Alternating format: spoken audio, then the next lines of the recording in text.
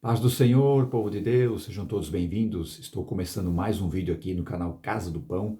Estou comentando o Salmo 1º, creditado a Davi, escrito mais ou menos 1000 anos antes de Cristo.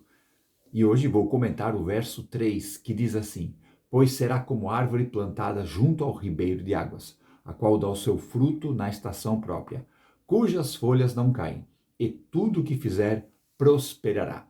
O salmista está relacionando o homem que se afasta de coisas que não agradam a Deus e se aproxima de algo que agrada o Senhor, pois agora no verso 3 ele está mostrando o resultado do homem que não anda segundo o conselho dos ímpios, não se detém no caminho dos pecadores, nem se assenta na roda dos escarnecedores. Antes, o seu prazer está na lei do Senhor, e na sua lei medita de dia e de noite. Então, no verso 3, ele está comparando este homem, este varão, ok? Ou podemos entender que é o ser humano, tanto homem como mulher, está comparando a uma árvore.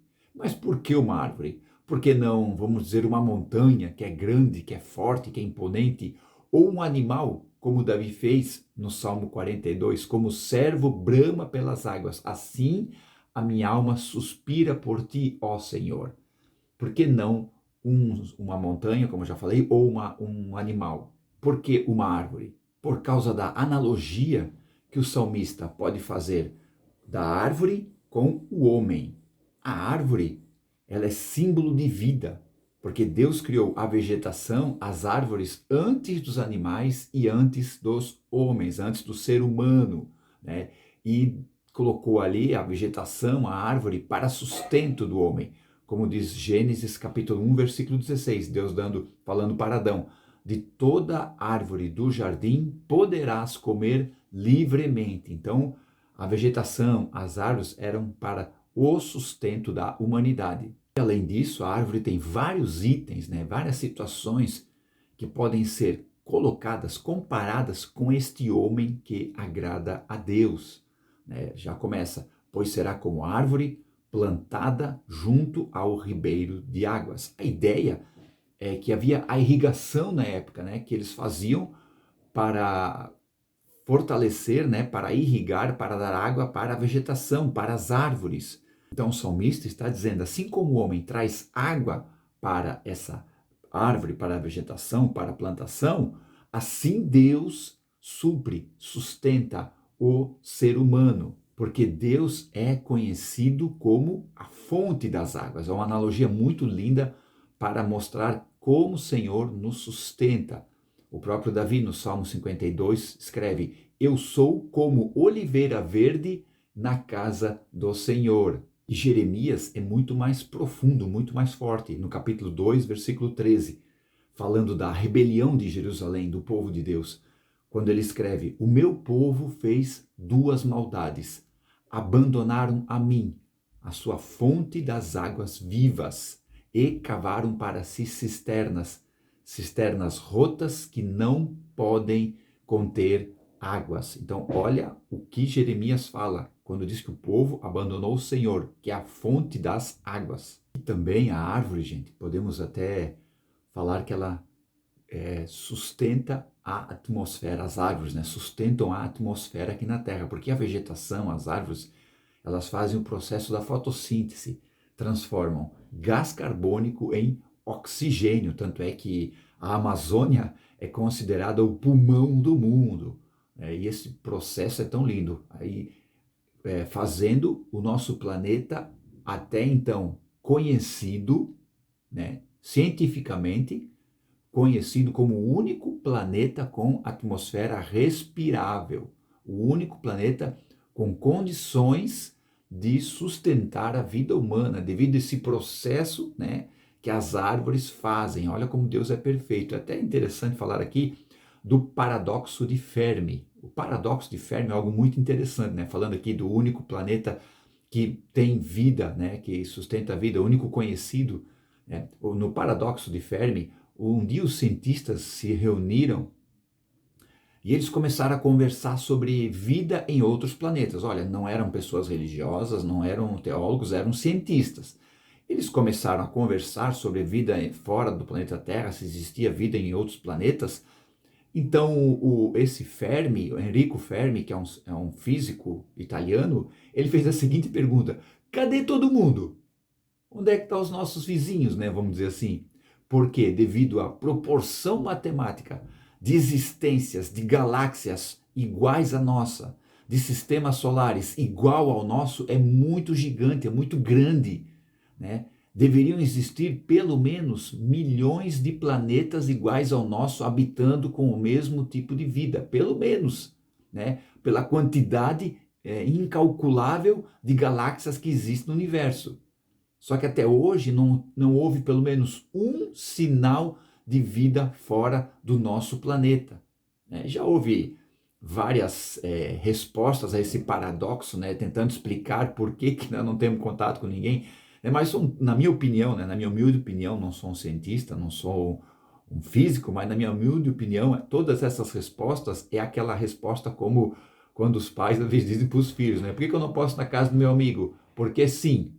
É a resposta que o pai dá. Então eu entendo que essas respostas que os cientistas tentam dar para esse paradoxo de Fermi, onde é que está todo mundo, que é os nossos vizinhos, né, que não existem, porque a vida é só aqui na Terra, né? Eles têm a teoria da floresta escura, que você não consegue encontrar ninguém, né? A teoria do filtro, são teorias que na verdade não explicam por que não temos vizinhos em outros planetas. Então, até agora, né, mesmo com toda a tecnologia, podendo enviar sinais para muito longe, até hoje não conseguimos nenhum sinal de vida de outro planeta, mostrando que realmente o nosso planeta é o único com vida. E as árvores têm importantíssimo processo nisso. Isso é maravilhoso. Mas voltando aqui para a comparação do salmista, né, com o ser humano, pois será como árvore plantada junto a ribeiros de águas, Deus, o sustentador da vida, a qual dá o seu fruto na estação própria. Fruto fala daquilo que a pessoa produz, daquilo que a pessoa gera. Então o salmista está dizendo que esse homem que se afasta das coisas negativas e se aproxima, faz aquilo que agrada a Deus, ele vai dar fruto no tempo certo. No tempo certo. Então ele vai gerar frutos para a humanidade. Ele vai ser uma pessoa, no meio que ele vive, uma pessoa de influência. Não estou dizendo que é uma pessoa assim super conhecida, famosa, né, como um grande astro de Hollywood, não. Mas no meio que ele vive, ele vai ser uma pessoa conhecida, reconhecida como uma pessoa de valor, uma referência, seja no meio que ele vive, no meio acadêmico, no meio profissional, no meio familiar, ele vai ser uma referência. Tá entendendo? Mas como assim? Porque a palavra vai falar com ele. Quando ele tiver uma atitude negativa, a palavra vai falar com ele, porque ele medita na palavra dia e noite. E se a palavra não falar, não é ninguém aconselhando que vai mudar esse camarada. Pode até ter uma certa transformação, mas a mudança mais poderosa vem da palavra de Deus. Então, dá o seu fruto na estação própria, na estação certa, no tempo certo, cujas folhas não caem. Gente, isso aqui é tão forte, né? Uma árvore ali sustentada pelas águas do Senhor, dando fruto, e as folhas não caem, mostra o quê? Virilidade, mostra inteligência, força. Uma pessoa que está conectada em Deus, não é livre de problemas, livre de dificuldades, não estou dizendo isso, livre de doenças, né? de pesares na vida, mas com certeza, gente, ela é uma rocha. Não porque ela é uma rocha em si, mas porque ela está sobre a rocha. Tá entendendo? Cujas folhas não caem. Realmente, gente, é maravilhoso quando uma pessoa se afasta daquilo que não agrada a Deus e se aproxima da palavra de Deus, daquilo que Deus falou. Que coisa linda! Cujas folhas não caem. E o salmista termina esse verso: e tudo que fizer prosperará. Nossa, que coisa tremenda, né?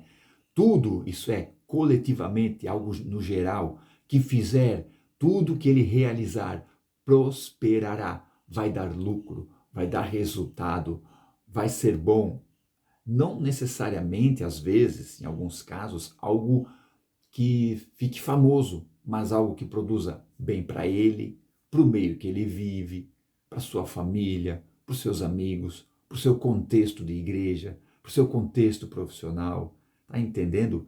Já teve vezes, gente, que eu trabalho na área têxtil, na parte de desenho de quadros para estamparia, tinha desenhos que eu não conseguia resolver. Eu não conseguia, porque eu tinha o processo ali de trabalho, né? Não conseguia resolver. E eu pedia ajuda ao Espírito Santo. Gente, fluía uma coisa sobrenatural. Eu colocava a minha total dependência de Senhor, meu profissionalismo alcança até aqui, daqui em diante eu não consigo, me ajuda. E o Espírito Santo, de uma forma sobrenatural, muito linda, me ajudava. Não ficava falando com voz audível, não, mas eu ia fluir, gente. A minha mente entendia o processo e eu resolvia.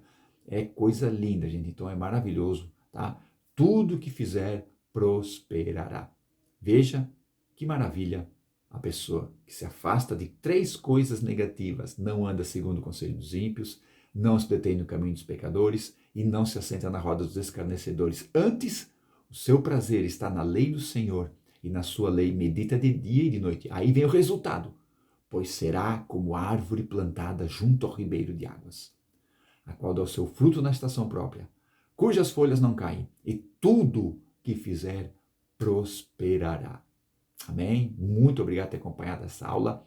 Semana que vem eu vou estar comentando o verso 4, onde agora o salmista direciona suas palavras para os ímpios, onde ele diz assim no verso 4: Não são assim os ímpios, mas são como a moinha que o vento espalha. Amém? Então aguardo você no próximo final de semana para juntos estudarmos o verso 4 do Salmo 1. Muito obrigado, Deus abençoe a todos, fiquem na paz. Tchau.